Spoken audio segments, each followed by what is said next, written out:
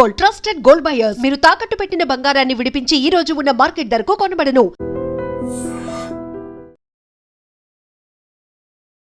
నమస్తే, welcome to I dream. నేను వలి. ప్రస్తుతం నాతో పాటు స్టూడియోలో ఉన్నారు సామాజిక కార్యకర్త, కంటెస్టెడ్ ఎమ్మెల్యే సుంకర నరేష్ గారు. మాట్లాడదాం. నరేష్ గారు నమస్తే అండి. నమస్తే అండి. నరేష్ గారు, కవిత గారు కొత్త పార్టీ పెట్టారు, టీఆర్ఎస్, తెలంగాణ రక్షణ సేన. యాక్చువల్గా రాష్ట్ర సేన అనుకున్నారు, కానీ ఎన్నికల సంఘం రక్షణ సేన దీన్ని గుర్తించినట్టుగా తెలుస్తోంది. అంటే తెలంగాణలో కొత్త రాజకీయ పార్టీకి వ్యాక్యూమ్ అసలు ఏముంది? ఆ స్పేస్ ఉందా? ఎదిగే అవకాశం ఏ మేరకు ఉందని మీరు భావిస్తూ ఉన్నారు? ఆబ్వియస్లీ ఆ వ్యాక్యూమ్ ఉందండి తెలంగాణలో. ఎందుకు అనంటే కనుక నిధులు, నీళ్లు, నియామకాలు ప్రాతిపదికన ఉద్యమ స్ఫూర్తి నుంచి ఏదైతే గనక తెలంగాణ రాష్ట్ర సమితి 2014లో అధికారాన్ని చేపట్టిన తర్వాత రాష్ట్రంలో జరిగినటువంటి అరాచక పాలన ఏ విధంగా ఉందో మనందరం కూడా చూసినటువంటి పరిస్థితి. అభివృద్ధి పేరిట చూపించుకుంటానే అంతకు మించినటువంటి పాలన, ఒక మాటలో చెప్పాలి అనంటే కనుక రాక్షస పాలన అని చెప్పి అనాలి. ఆ ప్రజల్ని ఇబ్బంది పడినటువంటి సందర్భాలు, దళిత ముఖ్యమంత్రిని చేస్తానని చెప్పి వాట్స్ ఎవర్ అంటే చెప్పుకుంటా పోతే కనుక ఇప్పుడు మన డిబేట్ ఎండ్ కానటువంటి పరిస్థితి. సో ఈ 9 సంవత్సరాల పాలన అయిపోయిన తర్వాత కాంగ్రెస్ పార్టీ రాష్ట్రంలో 6 గ్యారంటీలు పేరు చెప్పి రావటం మనందరికీ తెలిసిన విషయమే. సో చేసిన తర్వాత ఈ పాలన కూడా ముఖ్యంగా హైడ్రా అనేటువంటి ఒక సంస్థను తీసుకొచ్చి ప్రజలకి ఏ విధంగా మేలు చేస్తుందో కూడా ప్రతి ఒక్కరికి తెలుసు ఈ విషయం. సాక్షాత్తు ఈరోజు హైడ్రాకి సంబంధించినటువంటి కమిషనర్ తరపున సీనియర్ కౌన్సిల్ ముకుల్ రోహత్కి లాంటి వ్యక్తి ఆర్గ్యూ చేస్తున్నారు అని అంటే కనుక సుప్రీంకోర్టులో తెలంగాణ ప్రభుత్వము ఎంత ప్రతిష్టాత్మకంగా ఎన్ని కోట్ల రూపాయలు ఖర్చు చేస్తుందో ఒక్కసారి మనము ఆలోచించుకోవాల్సిన పరిస్థితి ఉంది ఇక్కడ. సో ఇటువంటి పరిస్థితుల్లో ఇక పక్కన చూసుకుంటే కనుక బీజేపీ, 2 నేషనల్ పార్టీస్ అండి, బీజేపీ అండ్ కాంగ్రెస్. ఒక ప్రాంతీయ పార్టీ టీఆర్ఎస్ పార్టీ, దాన్ని బీఆర్ఎస్గా నామకరణం చేసుకున్నారు. ఎందుకు అనంటే కనుక దేశం మొత్తం కూడా విస్తరించాలి, వీళ్ళ యొక్క భావాజాలం ఆ స్థాయిలో ఉంది అని చెప్పని పంజాబ్ వెళ్ళి అక్కడికి వెళ్ళి వాళ్ళకి చెక్స్ పంపిణీ చేయడం జరిగింది. మహారాష్ట్రకి సంబంధించిన వ్యక్తుల్ని అడ్వైజర్స్గా పెట్టుకుని నెలకు 2 లక్షలు 3 లక్షలు శాలరీస్ ఇచ్చి మన సొమ్ముతోటి దేని గురించి టాపిక్స్ని డైవర్ట్ చేయడానికి, ఇటువంటి పరిస్థితి అంతా కూడా మన గత ప్రభుత్వంలో చూసాము. సో అటువంటప్పుడు ప్రజల తరపున ప్రజల కోసం నిలబడటానికి ఆ వాక్యూమ్ అయితే కనుక క్రియేట్ అయ్యింది కదా. అంటే ఈ తెలంగాణ ప్రజలు 3 పార్టీలు ఫెయిల్ అయిపోయాయని చెప్పి భావిస్తున్నారు. అసలు ఆ సిచ్యువేషన్ ఉందా? కాంగ్రెస్ అధికారంలో ఉంది, బలంగానే ఉంది, సరే ఫెయిల్యూర్స్ అయితే కనిపిస్తానే ఉన్నాయి, కానీ ఓడించాలి, కొత్త పార్టీకి అవకాశం ఇవ్వాలని చెప్పి ఎలా భావిస్తున్నారు? బీఆర్ఎస్ ప్రతిపక్షంలో ఉంది, అధికారం మాదే అని చెప్పేసి వాళ్ళు మొన్న కేసీఆర్ కూడా బహిరంగ సభ పెట్టి జనాలను తీసుకొచ్చారు, నెక్స్ట్ మందే అని చెప్తున్నారు. భారతీయ జనతా పార్టీ ఎప్పటి నుంచో కొట్లాడుతుంది. ఈ 3 బలంగానే కనిపిస్తున్నాయి. ఇప్పుడు ఒక కొత్త పార్టీ రావాల్సినటువంటి అవసరం ఏ మేరకు ఉంది? వస్తే ఆదరించి అధికారంలో కూర్చోబెట్టే పరిస్థితి ఉందా? ఇది నా క్వశ్చన్. చిన్న లాజిక్ అండి, ప్రజలకి మీకు అర్థమయ్యే భాషలో నేను చెప్తాను. ఈరోజు ఈ ఫోను 2 మొబైల్ స్టోర్స్ ఉంటాయి, ఏ బి. ఏ షాప్లో ఈ మొబైల్ ఫోను 1,10,000 రూపీస్ చెప్తారండి. బీకి వెళ్తారు మీరు, ఆబ్వియస్లీ ఏం చేస్తారు? వేరే షాప్కి వెళ్ళి ఎక్కడ తక్కువ దొరుకుతుంది అని కదా మనం వెరిఫై చేస్తాం ఏదైనా ఒక ప్రోడక్ట్ కొనేటప్పుడు. బి షాప్కి వెళ్తారు. ఏ షాప్లో 1,10,000 చెప్పినటువంటి ఫోను బి షాప్కి వెళ్తే ఏం చేస్తారు?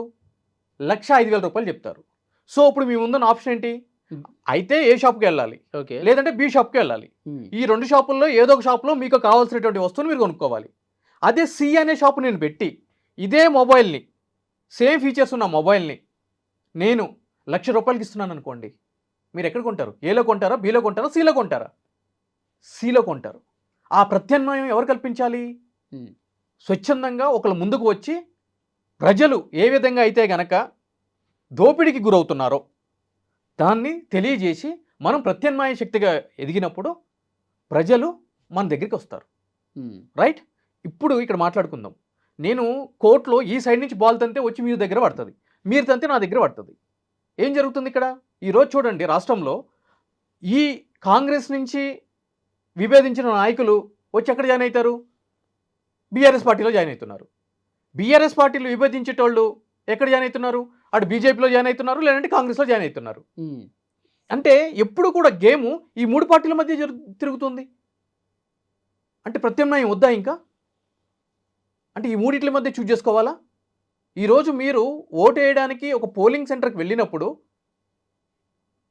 మీ నొక్కే ఈవీఎం మిషన్ ఏదైతే ఉంటుందో బటను ఈ 3 పార్టీల మధ్య దోబుచ్చులాడాలా? 4వ పార్టీకి ఆస్కారం వద్దా? ఎప్పుడూ కూడా మోనోపలి అనేది ఉండకూడదండి. ప్రజాస్వామ్యంలో అస్సలు ఉండకూడదు. ప్రజలకు ఎప్పుడూ కూడా వాళ్ళకి కావాల్సినటువంటి కనీస వసతులండి. ప్రజలు ఎప్పుడూ కూడా మాకు ₹1,00,00,000 కావాలని చెప్పి ఎవరు అడగలేదండి. మీరు చెప్తున్నారు. ఆబ్వియస్లీ మీరు చేయలేరు, అది వాళ్ళకు కూడా తెలుసు. మీరు చెప్పేది కాకమ్మ కౌర్లు అన్న సంగతి ప్రజలు కూడా తెలుసు. ప్రజలు అడుగుతున్నది ఏంటి? వాళ్ళకి కల్పించాల్సినటువంటి కనీస వసతులండి. కనీస వసతులు ఏంటిది? విద్య, వైద్యం, ఇవి కనీస వసతులు. ఈరోజు రైట్ టు ఎడ్యుకేషన్ యాక్ట్ అని చెప్పని ఉంది. 25% పేద సమాజంలో వెనుకబడిన వర్గాలకి చెందిన వాళ్ళకి కార్పొరేట్ స్కూల్లో కానీ ఎయిడెడ్ స్కూల్లో కానీ ఉచిత ఎడ్యుకేషన్ కల్పించాలి అని చెప్పని ఉంది.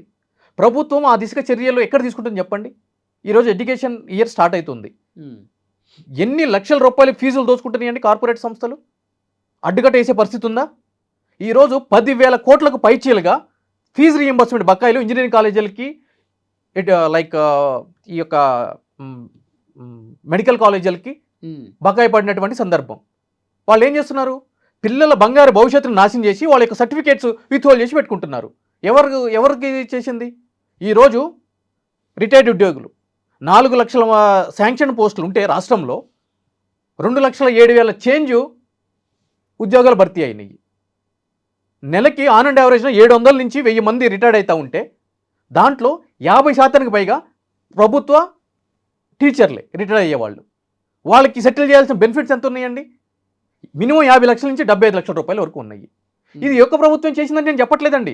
గత ప్రభుత్వం నుంచి వస్తున్నటువంటి బకాయిలు ఫీజు రియంబర్స్మెంట్ కావచ్చు, రిటైర్డ్ ఉద్యోగులకు సంబంధించి కావచ్చు. అంటే ఏంటి? ఇప్పుడు వీళ్ళు ఇవ్వలేదు కాబట్టి వాళ్ళకి, వాళ్ళు ఇవ్వలేదు కాబట్టి వీళ్ళిద్దరు దోబుచ్చులాడతారు. అంటే అధికార మార్పిడి ఎప్పుడు కూడా మీ మధ్య నా మధ్య దోబుచ్చులాడాలా? ప్రత్యామ్నాయ శక్తిగా ఎదగడానికి చెప్పారు. గతంలో బీఆర్ఎస్ లో అదే సిచ్యువేషన్ ఉంది, కాంగ్రెస్ లో సిచ్యువేషన్ ఉంది. ఇప్పుడు కొత్తగా టీఆర్ఎస్ వచ్చింది. టీఆర్ఎస్ కూడా అలా చేయదని చెప్పి ఏంటి గ్యారంటీ? అంటే కవితమ్మని ఆయన భాష, ఆమె భాషలో చెప్పాలంటే కవితమ్మని ఎట్లా నమ్మాలి? ఆమె కూడా ఉచిత హామీలు చాలానే ఇస్తా ఉన్నారు. ఎట్లా నమ్ముతారంటారు ప్రజలు? 4 లక్షల ఉద్యోగాలు అని చెప్పారండి కవితమ్మ గారు. రైట్? ఉచిత విద్య కార్పొరేట్లు అయినా కానీ ప్రభుత్వంలో అయినా కానీ కంప్లీట్గా అమలు చేసే బాధ్యత అని చెప్పని అన్నారు. 4 లక్షల ఉద్యోగాలు ఆల్రెడీ భర్తీ చేస్తా అని చెప్పని అన్నారు. సామాజిక న్యాయం అని చెప్పని అన్నారు. పాంచజన్యం అని చెప్పి 5 వరాలు ప్రకటించడం జరిగింది. ఎలా నమ్మాలి అనేది పాయింట్ ఫర్ కన్సిడరేషన్. నేను ఒకటే చెప్తున్నాను, మిమ్మల్ని చూశారు పరిపాలన ఏ విధంగా ఉందో, నన్ను చూశారు పరిపాలన ఏ విధంగా ఉందో. ఒక్కసారి చూడండి. 5 సంవత్సరాలు కదా, 5 సంవత్సరాలు కదా, 5 సంవత్సరాల పాలన చూడండి. చూసిన తర్వాత ఈ మాట మాట్లాడండి.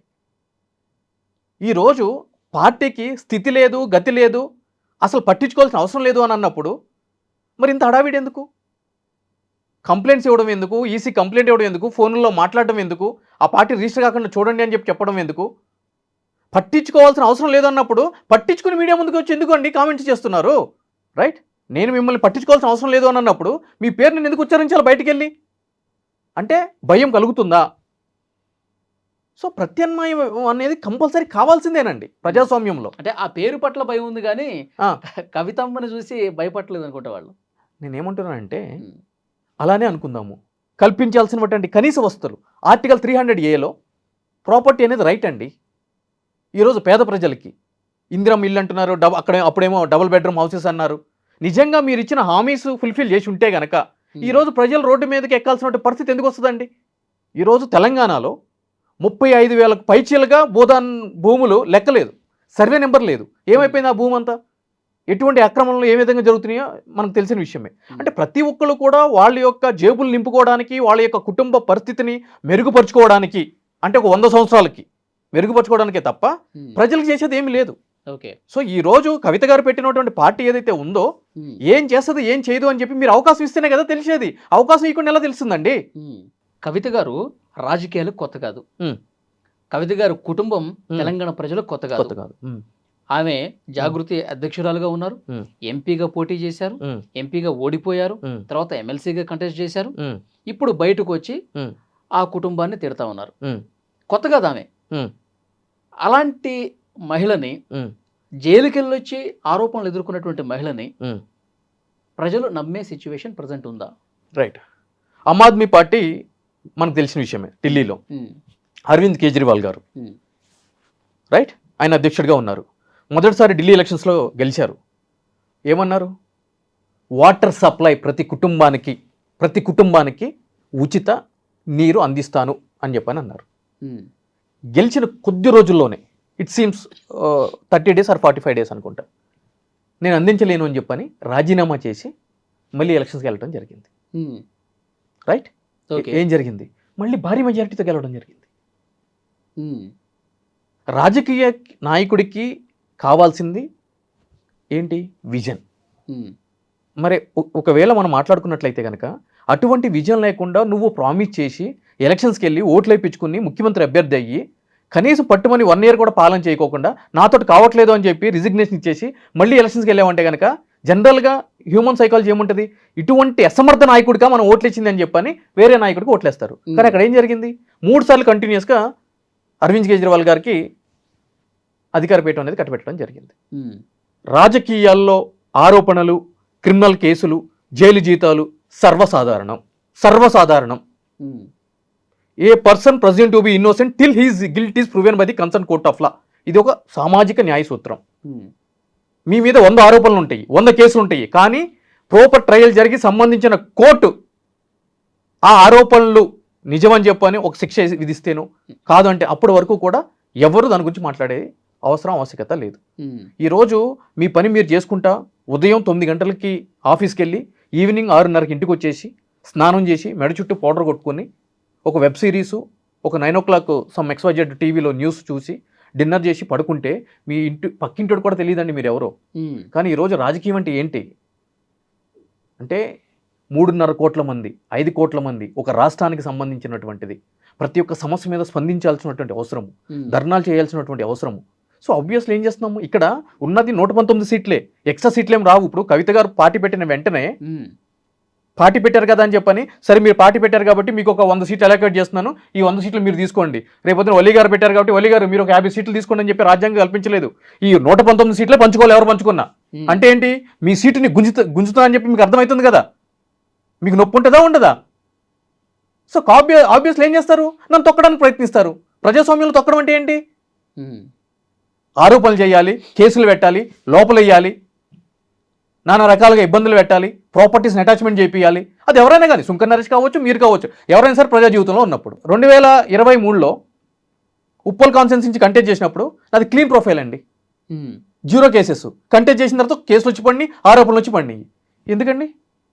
రాజకీయాలకు వచ్చినా కాబట్టి, బలమైన ముద్ర వేస్తున్నా కాబట్టి, ఎట్లయినా సరే కుర్చీ లాక్కునే పనిలో ఉన్నా కాబట్టి, ఆ కుర్చీని ఎక్కే పనిలో ఉన్నా కాబట్టి, ఒక్క రాజకీయ నాయకుడు నాకు చూపియండి. భారతదేశంలో ఒక్క రాజకీయ నాయకుడిని చూపియండి, పదవి అనుభవించిన రాజకీయ నాయకుడు, ఒక్క కేసు లేకుండా, ఒక్క ఆరోపణ లేకుండా క్లీన్ చిట్తో ఉన్న నాయకుడు నాకు చూపియండి. రాజకీయాల్లో ఉంటే ఆల్రెడీ మీరు అంటున్నట్టు కేసులు ఉంటానే ఉంటాయి. ఎగ్జాక్ట్లీ, నేను అనేది అదే కదండి. కేసులంతా మాత్రాన అన్ఫిట్ ఫర్ ది సీఎం పోస్టో, ఎమ్మెల్యే పోస్టో, ఎంపీ పోస్టో, XYZ పోస్టో, లేదంటే కనుక రాజకీయానికి పనికిరారని చెప్పి ఏం లేదు కదండి. అంటే కవిత గారు ఇప్పుడు ఆమె మీద ఆరోపణలు రావటం, కేసులు రావటం, తీహార్ జైలుకి వెళ్ళటం, ఇదంతా దాంట్లో భాగంగానే చూస్తున్నారా? రేవంత్ రెడ్డి గారు డ్రోన్ ఎగరేశారని చెప్పని గత ప్రభుత్వము ఆయన ఏం చేశారండి? జైల్లో పెట్టారు. అవును, సంబంధం లేని కేసులు పెట్టి జైల్లో పెట్టారా లేదా? ఆయన డెడికేషన్ మెచ్చుకోవచ్చు, హ్యాట్స్ ఆఫ్ చెప్తున్నారు రేవంత్ రెడ్డి గారికి. ఆయన కూతురు వివాహం ఎన్ కన్వెన్షన్లో జరిగినప్పుడు ఆయన డైరెక్ట్ జైలు నుంచి వచ్చి అక్షంతలు వేసి వెళ్ళారు. అంటే ఏ కన్న తండ్రికి అటువంటి పరిస్థితి రాదు. అంటే అటువంటి విపత్కర పరిస్థితులు ఈ డ్రోన్ కేసులో లోపలేసినప్పుడు ఆ పార్టీకి సంబంధించిన కీలకమైన వ్యక్తులు ఆయనకు వ్యతిరేకంగా మాట్లాడారు, ఆయన ఒంటరిగా చేసి మాట్లాడారు. వాటిలన్నింటినీ తట్టుకున్నారు కాబట్టి ఈరోజు ఈ ముఖ్యమంత్రి స్థానంలో ఉన్నారు. ఆయన కూడా అంత ఈజీగా ఏం రాలేదు, అంటే వచ్చిన ప్రతి ఒక్క వ్యక్తి కూడా అంత ఈజీగా ఏం రాదండి. సో వాటిలన్నింటినీ ఎదుర్కొన్నప్పుడు మాత్రమే ఇది అవుతుంది. సో కవిత గారు ముందు ఉన్నటువంటి ప్రధానమైనటువంటి కర్తవ్యం ఏంటి అంటే కనుక ఇప్పుడు బలమైన ఆరోపణలు, బలమైన డిమోటివ్ ఓట్స్ ఆవిడ మీద ఇప్పుడు అస్త్రాలుగా సంధిస్తూ ఉంటారు అన్ని వర్గాల నుంచి కూడా. వాటిలన్నింటినీ తట్టుకొని నిలబడి ముందుకు వెళ్లాల్సినటువంటి పరిస్థితి అయితే కనుక ఉంది. 10 సంవత్సరాల పాటు బీఆర్ఎస్ అధికారంలో ఉంది. ఈ 10 సంవత్సరాల పాటు ఆమె అదే పార్టీలో ఉన్నారు. ఇప్పుడు బయటకు వచ్చిన తర్వాత కాళేశ్వరంలో అవినీతి జరిగిపోయింది. కాళేశ్వరంలో బాగా అవినీతి చేసిన వాళ్ళు పందికొక్కుల్లాగా, గుంట నక్కల్లాగా మారిపోయి కేసీఆర్ గారు పక్కనే ఉన్నారు. కేసీఆర్ గారు దీన్ని తెలుసుకోలేకపోతున్నారు. ఉమ్. ఇప్పుడు బయటకు వచ్చిన తర్వాత మాట్లాడుతూ ఉన్నారు కదా, ఎగ్జాక్ట్ 10 సంవత్సరాల పాటు అక్కడ ఉండి అన్ని అనుభవించి ఎమ్మెల్సీలు అన్నీ చేసుకుని ఆ అధికార హోదా దర్పాన్ని అనుభవించిన తర్వాత, అధికారం పోయిన తర్వాత, జైలుకి వెళ్ళొచ్చిన తర్వాత ఇప్పుడు బయటకు వచ్చి తండ్రి మీద, అన్నల మీద, కుటుంబ సభ్యుల మీద, ఆ పార్టీ మీద ఇప్పుడు విమర్శలు చేస్తుంటే ముఖ్యంగా బీఆర్ఎస్ పార్టీలో ఉన్నటువంటి నాయకులు, కార్యకర్తలే కాదు, తెలంగాణ ప్రజలు కూడా ఆమెని యాక్సెప్ట్ చేసే పరిస్థితి ఉందా? మనకు కూడా అంటే చాలా ఈజీగా అర్థం కావాలి. ఇప్పుడు వరకు వీళ్ళందరికీ ఏంటంటే కనుక ఈ రాజకీయాలు మనకి ఎందుకు ఏదో అర్థం కాని సబ్జెక్ట్. జెన్యూన్ ఎక్కడ వస్తుందంటే బీఆర్ఎస్ అధికారంలో ఉన్నప్పుడు, కాళేశ్వరం ప్రాజెక్టు కట్టేటప్పుడు, అక్కడ అవినీతి జరుగుతుందని ఆమెకి తెలిసినప్పుడు, అప్పుడు బయటకు వచ్చి మాట్లాడితే దాన్ని యాక్సెప్ట్ చేసే అవకాశం ఉంది సార్. ఏమంటారు? ఇప్పుడు ఇక్కడ ఏం జరుగుతుందంటేనండి, రాజకీయాల్లో ఆ అవినీతి జరిగే క్రమంలో ఈవిడ ఎదిరించి బయటకు వచ్చినా కూడా ఇదే మాట అంటారు. ఏమంటారు? ఆబ్వియస్లీ పదవులు అనుభవించావు, వాటాల్లో పంపకాల్లో తేడా వచ్చింది కాబట్టి నువ్వు బయటకు వచ్చి మాట్లాడుతున్నావు అని అంటారు. లేదు కామ్గా కూర్చున్నా కూడా ఆ వాటాలు పంచుకొని నోరెత్తకుండా కూర్చుందని చెప్పని అంటారు. అంటే మీరు ఏం చేసినా కూడా పెదవిరుపు మాటలు, విమర్శలు వస్తానే ఉంటాయి. విమర్శలు అనేది క్వైట్ కామన్ థింగ్. ఇక నేను చెప్తాను అప్పుడు ఏం చేశారు అని చెప్పని. ఇక్కడ అవన్నీ జరిగినాయి, నేను చెప్పాను, అది కాకనే కదా నేను బయటకు వచ్చి నా గళం ఇప్పుతున్నాను అని చెప్తున్నారు ఆవిడ. ఈరోజు మనము మన పిల్లల్ని ఒక స్కూల్లో జాయిన్ చేస్తామండి. జాయిన్ చేసే ముందు మనం 10 మందిని వెరిఫై చేస్తూ ఉంటాం. ఏ స్కూల్ బాగుంది, ఎడ్యుకేషన్ ఏం బాగుంది, ఎక్స్ట్రా కరిక్యులర్ యాక్టివిటీస్ ఏది బాగుంది, ఏంటి వాట్స్ ఎవర్ అని చెప్పని. సో జాయిన్ చేస్తాము. జాయిన్ చేసి ఒక 2 years, 3 years, 4 years చూసిన తర్వాత ఆల్ ఆఫ్ సడన్ మనకు డిస్సాటిస్ఫాక్షన్ ఉన్నప్పుడు మనం వాళ్ళని తీసుకొచ్చి అంటే బయట ఆ స్కూల్ నుంచి బయటకు తీసుకుని వచ్చేసి వేరే స్కూల్లో జాయిన్ చేస్తాము. సో నాలాంటి మిత్రుడు వచ్చి మిమ్మల్ని అడుగుతారు ఏ స్కూల్ బాగుందండి అని. ఏ స్కూల్ అని జాయిన్ కానీ ఆ స్కూల్లో జాయిన్ చేద్దండి. పరమ వరస్ట్ స్కూల్ అండి అది, చెత్త స్కూల్ అండి అది. ఆల్రెడీ మా బాబుని 3 సంవత్సరాలు 4 సంవత్సరాలు జాయిన్ చేయించానండి, నేను అనుభవించా కదండి, దాంట్లో జాయిన్ చేద్దండి. అప్పుడు నేను ఏమనాలి అంటే 3 సంవత్సరాలు చదివించారు కదండి, మరి ఇప్పుడు ఎందుకంటే బయటకు వచ్చి దాన్ని విమర్శిస్తున్నారని చెప్పంటావు అని నేనంటే ఎట్లా ఉంటుంది మీకు? అవునండి, అది ప్రాక్టికల్గా తెలుసుకున్నాం కాబట్టి అది జరగకూడదు. ఆ విధంగా కంటిన్యూ చేస్తే మనం కూడా ఆ యొక్క part and parcel of the అది క్రైమ్ కావచ్చు, సమ్ ఎక్స్‌వైజెడ్ ఇల్లీగల్ యాక్టివిటీ కావచ్చు, ఆర్ అన్ఆథరైజ్డ్ యాక్టివిటీ కావచ్చు, మనం కూడా పార్ట్ అండ్ పార్సల్ అయిపోతాము అని గ్రహించినప్పుడు దాని నుంచి బయటకు వచ్చి మనం ఏం చేస్తాము, సమాజానికి తెలియజేయాలి. మనలాగా ఇంకో 10 మంది ఆ విధంగా గురి కాకూడదు అని చెప్పని సమాజానికి తెలియజేస్తాము. డస్ నాట్ మీన్ దట్ ఏంటి అంటే కనుక నాకు అక్కడ ఏదో స్కూల్ మేనేజ్మెంట్కి నాకేదో పంపకాల తేడా వచ్చిందని బయటకు కూర్చుంటే కాదు కదా. దట్టు ఈరోజు భారతదేశంలో ఒక 1% 2% ఏమోనండి జెండాను నమ్ముకుని పుట్టినప్పుడు ఇన్ ద సెన్స్ పార్టీలో జాయిన్ అప్పటి నుంచి కూడా కట్టెక్కేంత వరకు ఉన్నటువంటి వ్యక్తులు. మిగిలిన పర్సంటేజ్ అంతా కూడా గాయారమే కదా, ఆ విధంగా అయిన వాళ్ళే కదా. మన ముఖ్యమంత్రి గారు రేవంత్ రెడ్డి గారు ఉన్నారు. ఎక్కడి నుంచి వచ్చిన వ్యక్తి ఆయన మూలాలు బీజేపీ, ఆర్ఎస్ఎస్, టీడీపీ, అక్కడి నుంచి కాంగ్రెస్, ఇప్పుడు ముఖ్యమంత్రి అభ్యర్థి అయ్యారు. ముఖ్యమంత్రి అయ్యారు. అదేవిధంగా ఇప్పుడు బీఆర్ఎస్, అంతకుముందు టీఆర్ఎస్ పార్టీ అక్కడ విభేదించే కదా ఈ పార్టీ పెట్టారు. ఆ విధంగా ఆ పార్టీ నుంచి వచ్చి మిగిలిన పార్టీలు విమర్శిస్తే గనక ప్రజలు వ్యతిరేకిస్తారు అంటే గనక అసలు రాజకీయ పార్టీల యొక్క అస్తిత్వం ఉండదండి సమాజంలో. ప్రజలు వెల్ క్లవర్డ్ అండి, వాళ్ళకి తెలుసు, వాళ్ళు చాలా అవగాహనతో ఉన్నారు. మనమే ఈ డిబేట్ల పేరుతోటి దాన్ని ఎక్కువగా చూపిస్తున్నాం తప్ప వాళ్ళు చాలా క్లారిటీగా ఉన్నారు, చాలా క్లవర్ గా ఉన్నారు. పట్ల క్లారిటీ ఉందంటారు ప్రజలకి, సమాజం పట్ల ఉంది, యాజ్ వెల్ ఆవిడ పట్ల కూడా ఉంటది. అంటే ఆ ఏ ఉద్దేశంతో పార్టీ పెట్టారు, ఎందుకు పార్టీ పెట్టారు, ఎలా ఎందుకు బయటకు వచ్చారు, ఇవన్నీ ప్రజలకి అవగాహన ఉందంటారు. ఆబ్వియస్లీ ఉందండి, 100% అవగాహన ఉంది. 100% అంటే మనలాంటి వ్యక్తులు విశ్లేషణ మీరు చేసినటువంటి పాజిటివ్ విశ్లేషణ లాగా అవగాహన ఉందా, వేరే నెగిటివ్ యాంగిల్ అవగాహన ఉందా? నేను పాజిటివ్ విశ్లేషణ అసలు ఏం చేయలేదండి, నేను న్యూట్రల్ విశ్లేషణ చేశాను. నేను ఏమంటున్నా అంటే ఇంకొక పార్టీ అంటే మీరు పార్టీ పెడతాన్నా కూడా నేను ఇదే విశ్లేషణ చేస్తాను. ఎందుకంటే కనుక ప్రజాస్వామ్యంలో section 29A of the representation of the people యాక్ట్లో ప్రతి ఒక్క వ్యక్తి కూడా 10,000 రూపాయలు ఫీజు, 1000 వ్యాలిడ్ అఫిడవిట్లు ఉంటే పొలిటికల్ పార్టీ రిజిస్ట్రేషన్కి అప్లికేషన్ పెట్టుకోవచ్చు. సో నేను వెల్కమింగ్ అని అంటాను. అవునండి, వీళ్ళకి కూడా స్పేస్ ఉంది అని చెప్పని అంటాను నేను. అంటే ఏ ఒక్క వ్యక్తి పార్టీ పెట్టినా కూడా వెల్కమ్ చేయాలి అని అంటున్నా. ఈ యొక్క ప్రజాస్వామ్యం అనేది 3 పార్టీల మధ్యనో 2 పార్టీల మధ్యనో బందీ కాకూడదు అని చెప్పి నేను అంటున్నాను. ఇంకొకటి, కవిత గారు సస్పెండ్ అయ్యే ముందు కూడా ఒక లెటర్ రాశారు. ఆ లెటర్ నేను తండ్రికి రాసినటువంటి లెటర్ని బహిర్గతం కావాలని చేశారు, దీని వెనకాల కుట్ర ఉంది అన్నారు. ఆ లెటర్లో కూడా కేసీఆర్ని దేవుడితో పోల్చారు. దేవుడి చుట్టూ దయ్యాలు ఉన్నాయి, ఆ దయ్యాల వల్లే ఇలాంటి పరిస్థితి ఉంది పార్టీకి అని చెప్పి క్లియర్గా మాట్లాడారు. మరి కొన్ని రోజుల్లోనే ఆ దేవుడు కూడా దెయ్యంగా మారిపోయాడు. మరమనిషి అండి, దెయ్యం కాదు, మరమనిషి. అదే ఆమె ఆ పార్టీ మీటింగ్ లో కూడా మరమనిషి మన మనిషి కాదు, మారిపోయిన మనిషి, మరమనిషి అయిపోయాడు. మన కేసీఆర్ కాదు, అప్పుడున్న కేసీఆర్ వేరు, ఇప్పుడున్న కేసీఆర్ వేరు అని చెప్పేసి మాట్లాడుతాం. సో ఎగ్జాక్ట్లీ మంచి పాయింట్ రైట్ చేశారు ఆవిడ. దానికి ఆన్సర్ కూడా అక్కడే చెప్పేశారు. ఏంటంటే చాలా రోజులు వెయిట్ చేశాను నేను, ఆ లెటర్ రాసిన తర్వాత కూడా మారతారేమో, మార్చుకుంటారేమో వాళ్ళ వైఖరిని అని చెప్పని. But no use, why? Because బందీ అయిపోయారు కాబట్టి తప్పదు, నేను నోరు విప్పక తప్పదు అని చెప్పి కూడా చెప్పారుగా. సో ఆ బ్రీతింగ్ స్పేస్ కూడా, పీరియడ్ కూడా నేను ఇచ్చాను అని చెప్పని అన్నారుగా. దాని గురించి మనం విశ్లేషణ చేయాలి అని అంటే కనుక నెక్స్ట్ ఎలక్షన్ అయిపోయి రిజల్ట్స్ వచ్చేంత వరకు కూడా వెయిట్ చేయాలంటారా? ఆ వెయిట్ చేసిన తర్వాత తెలంగాణ ప్రజలు ఏ విధంగా తీసుకున్నారు అనే విషయం మనకు ప్రాక్టికల్ గా అర్థమవుతుంది. అంటే జనరల్ గా ఆలోచించి చెప్పండి దీన్ని. అండి ఇక్కడ అంటే ఆ ఇంపాక్ట్ ఉంటుందా అంటే నేను బయట కూడా ఒక టీ షాప్ లోనే అంటే అరే తండ్రిని అంటాం అనేది కొద్దిగా ఇబ్బందిగా ఉంది అన్న మాట కూడా కొన్ని చోట్ల నేను విన్నాను. అది ఆమెకి నిజంగా పాజిటివ్ గా మారే బదులు నెగిటివ్ ఏమైనా అవుతుందా?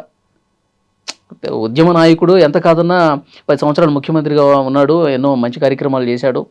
అట్లా ఆ యాంగిల్లో తెలంగాణ సమాజం కేసీఆర్ పట్ల ఒక పాజిటివ్ యాంగిల్ ఉంది. సరే, ప్రతిపక్షాలు కావచ్చు, ప్రత్యర్థులు కావచ్చు, రాజకీయంగా ఉన్నటువంటి వాళ్ళు విమర్శలు చేస్తుంటారు. కానీ సొంత కుటుంబం నుంచి సొంత కూతురు తండ్రిని ఈ విధంగా మాట్లాడి ఇంత వ్యతిరేకత చూపిస్తుందంటే అదేమన్నా ఆమెకి నెగిటివ్ అయ్యే అవకాశం ఉందని జస్ట్ అట్లా నాకు అనిపించి అడుగుతున్న క్వశ్చన్. జనరల్గా ఏంటి అని అంటే కనుక అది ఉంటుందా ఉండదా? ఉండొచ్చు, అంటే కనుక కాయిన్కి 2 సైడ్స్ ఉంటాయండి. ఒక సైడ్తో కాయిన్ ఉండదు, అది వ్యాలిడ్ కూడా కాదు. బోత్ సైడ్స్ ఉంటాయి కాయిన్కి. అంటే నెగిటివ్గా ఆలోచన చేసేటువంటి ప్రజానికం ఉంటుంది, పాజిటివ్గా ఆలోచన చేసేటువంటి ప్రజానికం ఉంటుంది. ఈ మధ్యలో న్యూట్రల్ పబ్లిక్ కూడా ఉంటుంది. కాయిన్ సమ్ టైమ్స్ ఏం చేస్తా అంటే అటు కిందకి పడదు, అటు గాల్లోనే ఉండదు, ఇట్లా నిలబడిపోతుంది. సో అది న్యూట్రల్. సో ఆ న్యూట్రల్ ప్రజానికం కూడా ఉంటుంది.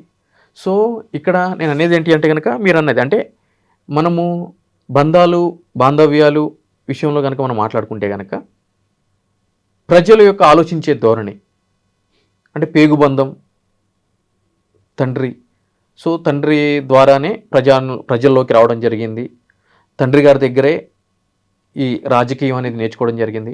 అటువంటి వ్యక్తి ఈ విధంగా ఎందుకు మాట్లాడుతుంది అని చెప్పి సర్వసాధారణంగా డిస్కషన్ చేస్తారు, చేయరని చెప్పి నేను అనట్లేదు.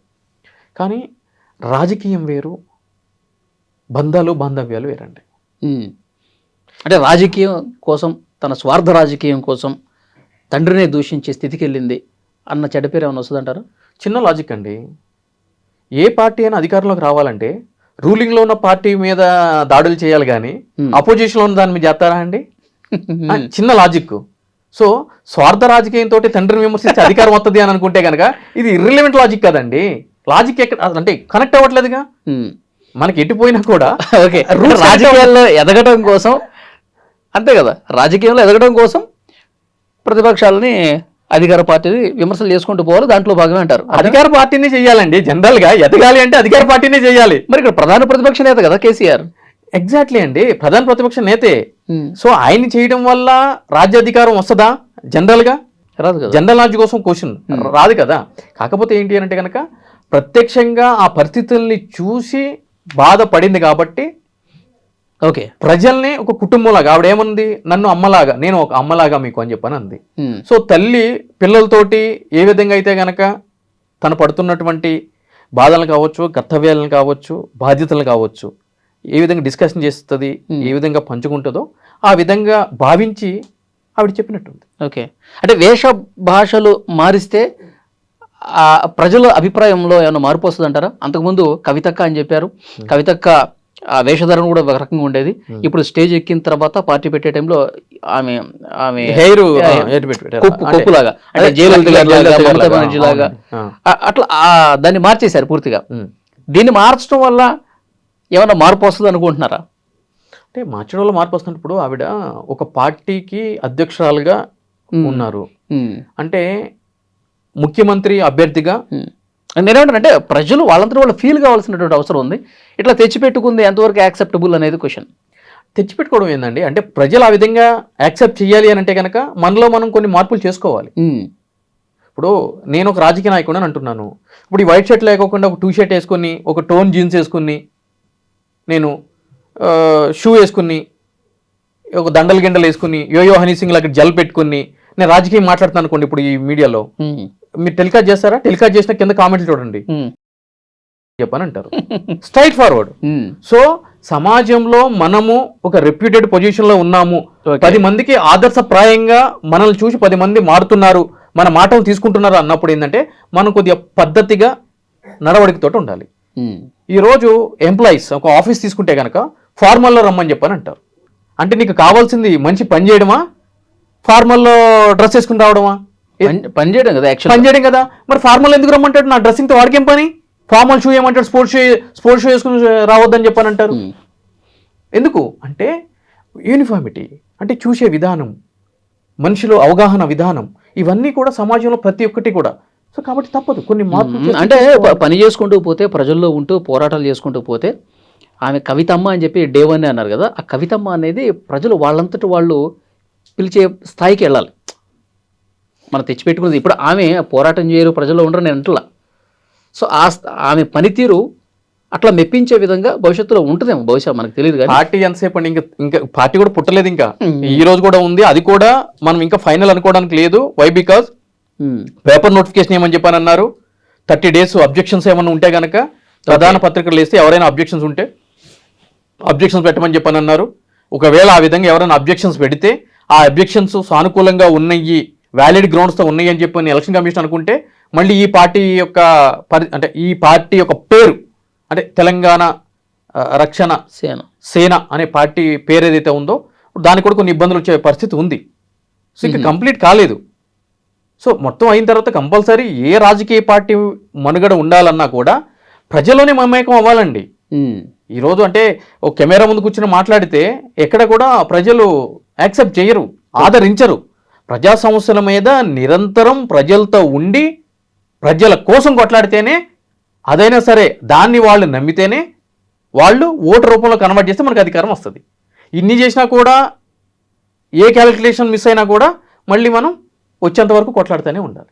తెలంగాణ రక్షణ సేన భవిష్యత్తు ఏ విధంగా ఉండబోతుంది, ఆమె ప్రజలు ఆమెను ఎంతవరకు యాక్సెప్ట్ చేస్తారు, ఈ పోరాటాలు ఏ విధంగా ఉంటాయి చూద్దాం. భవిష్యత్తులో మళ్ళీ మాట్లాడతాం. తప్పకుండా. Thank you.